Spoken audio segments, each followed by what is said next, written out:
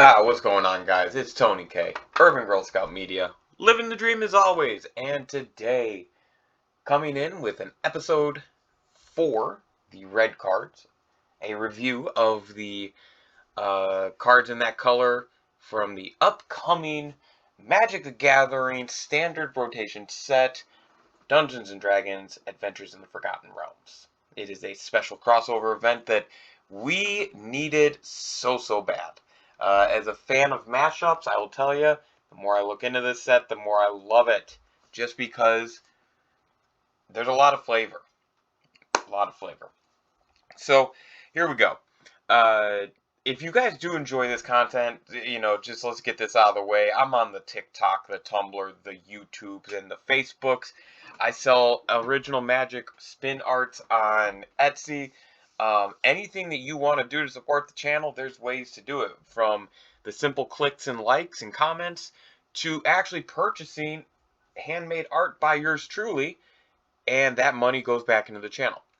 But let's stop begging you for any extra support. You're here to talk about cards. More importantly, we're here to talk about the red cards in this new set. So I have not been going through every single card individually, reading through it, but I have scrolled through.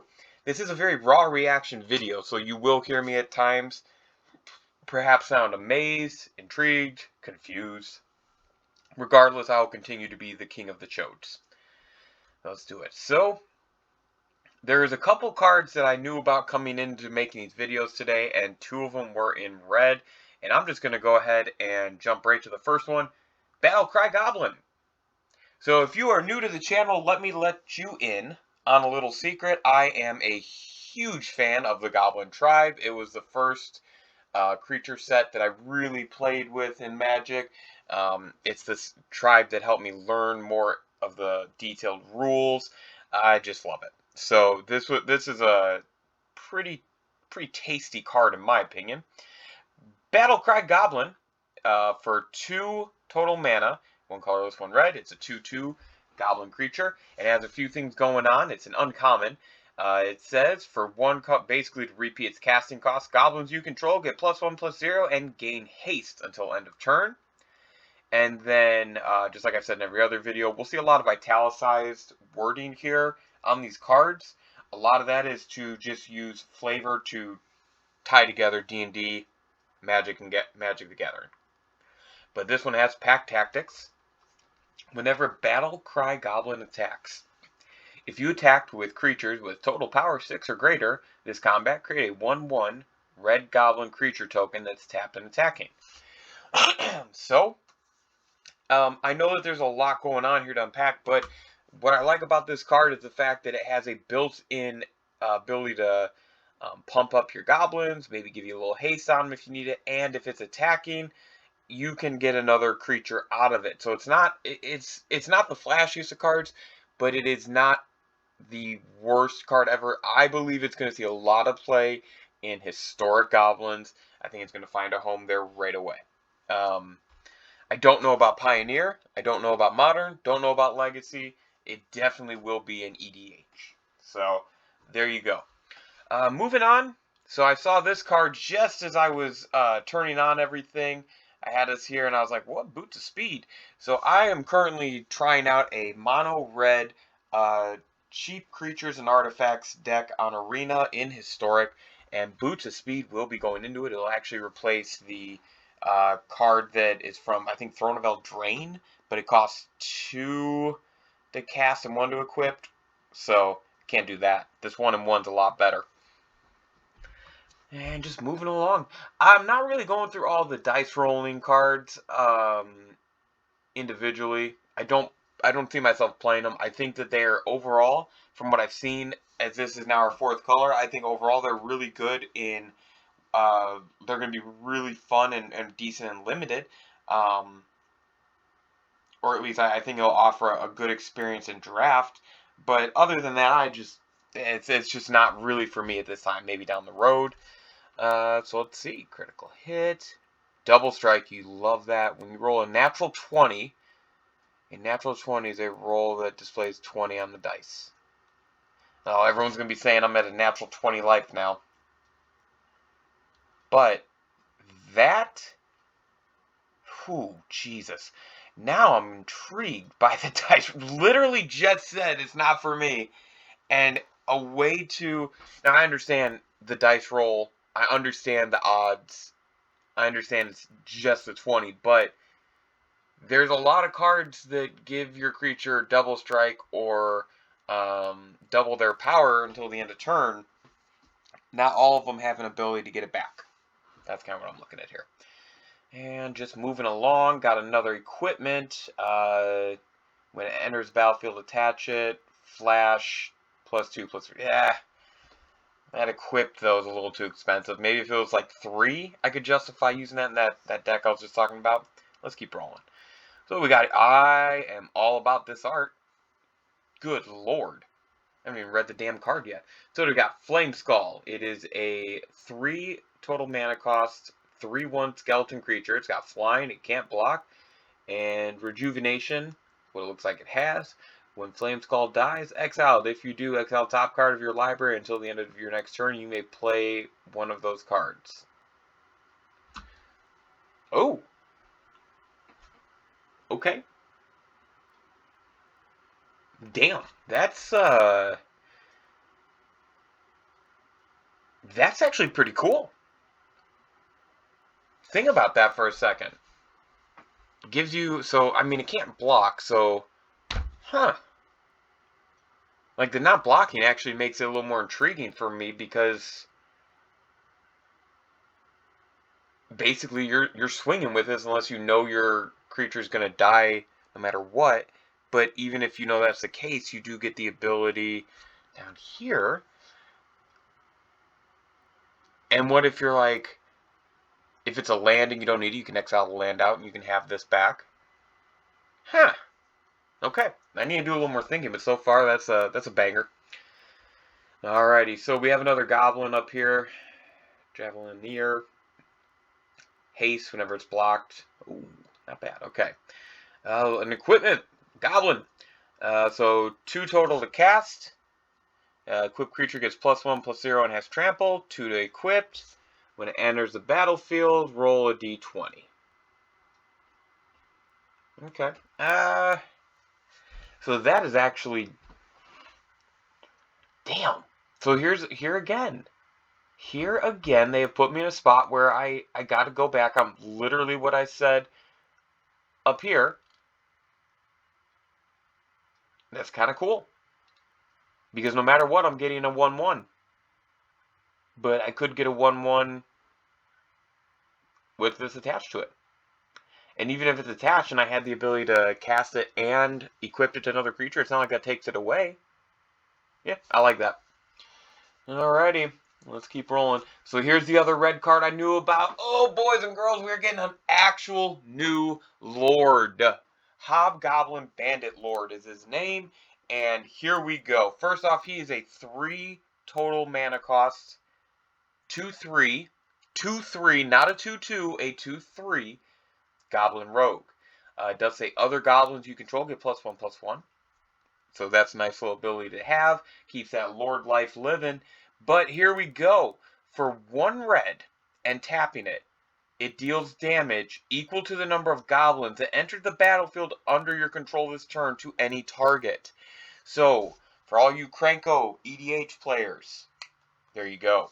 If you are someone that really loves getting your jollies by hitting Cranko in Historic, this is something I would at least look into. Automatic inclusion for me in Historic, or not Historic, sorry, Commander. One of the few cards that I know I'm just going to go and buy 4 of right away. I do not care. I love this card. Being a goblin doesn't make it any easier to ignore for me, but that is just, I mean, even if it had creatures or for another creature type, that second ability is no joke. The second ability is no joke. And another goblin. Whenever it attacks, if you attack with creatures 6 or greater this turn, it gains first strike. Alright, pretty cool. And more goblins. Tell me if you've heard that one before. And this is another card that I'd heard of. So this really just because of the, I think the community picking this might be one of the quote-unquote broken cards of the set. That's why I've heard of it. So Inferno of the Star Mounts. This is a 6 total converted mana cost dragon. Legendary creature, 6/6. Can't be countered, flying haste. And for 1 red, it has it gets +1/+0 until the end of turn. When its power becomes 20 this way, it deals 20 damage to any target.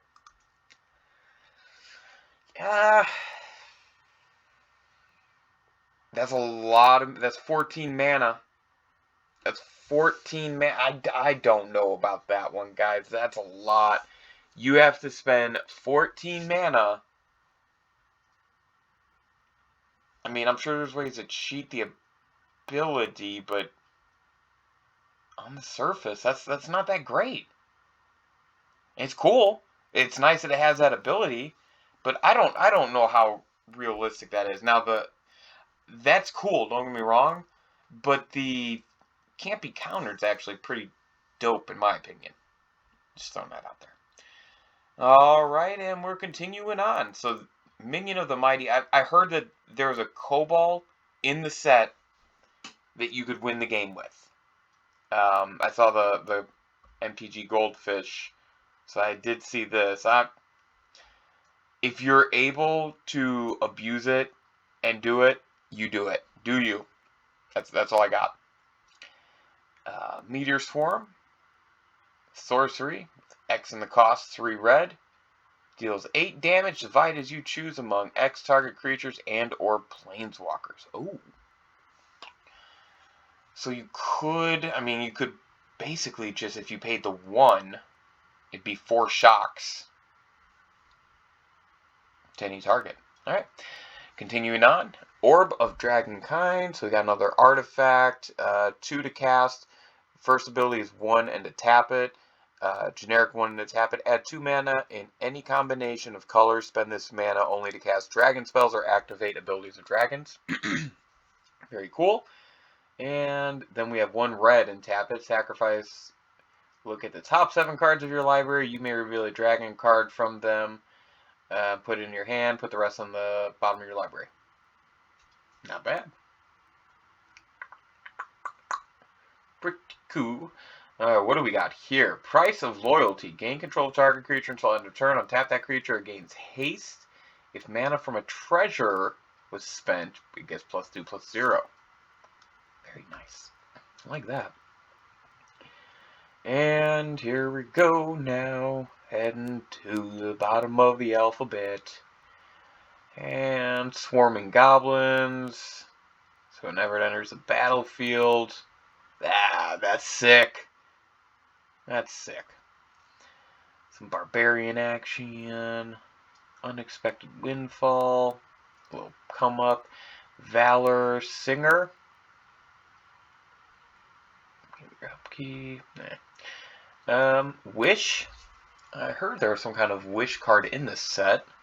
You play a card you own from outside the game this turn. So that makes sense as to why they're putting focus on the Eternal formats, or really a lot of formats in terms of them getting sideboards, like Best of Ones are getting sideboard options. So that's kind of cool. Okay. If you, here we go. Zorn. If you would create 1 or more treasure tokens, instead create the plus an additional. Not bad. And here we go. You find yourself cards. You find some prisoners. You find a pair of goblins. Creatures you control or create 2. Not bad. So we got a giant berserker here. That lets you do some venturing. And then we got our red planeswalkers. So are we getting 1 of each color planeswalkers now? I mean, I think that's what we've gotten so far. Right? Yeah. Alright, so Zariel. Something of Archduke of Arvnus. Alright. 4 to cast, 4 loyalty, +1 creatures you control, get +1/+0, and haste until end of turn. 0. Create a red devil. Whenever it dies, deals 1 damage to any target. And 6. It's the ultimate. So at least third turn it's out unless you can accelerate. You get an emblem with, at the end of the first combat on your turn, untap target creature you control. After this phase, there's an additional combat phase. Ooh! You only get to untap one creature, but I believe you get to attack with as many as you have. So if you have Vigilance, that would pay off. If you have a way to continue, that's interesting. That's interesting. Not bad. All right. Well, of course, red took us the longest. Thank you guys so much. Obviously, so Zuriel intrigues me. Looking at the red cards now, I'm very intrigued by the dice rolling, but that's mainly because there's a handful of Goblin related and that double strike related card that benefit from dice rolling. Wish, you know, I'm intrigued. I'm intrigued. It does say you may play a card you own. So it's not like you're supplementing mana costs. So if it's something that costs 5 mana, you need the 5 plus the 3. And I think that needing all that mana kind of scares me here. I don't know. It's interesting.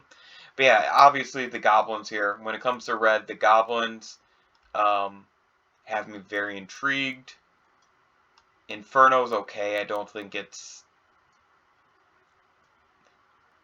as good as maybe some of the online chatter that I've read so far. Again, I try to read what people are saying, so I'm intrigued to see how that one lands. But yeah, Hobgoblin got me excited.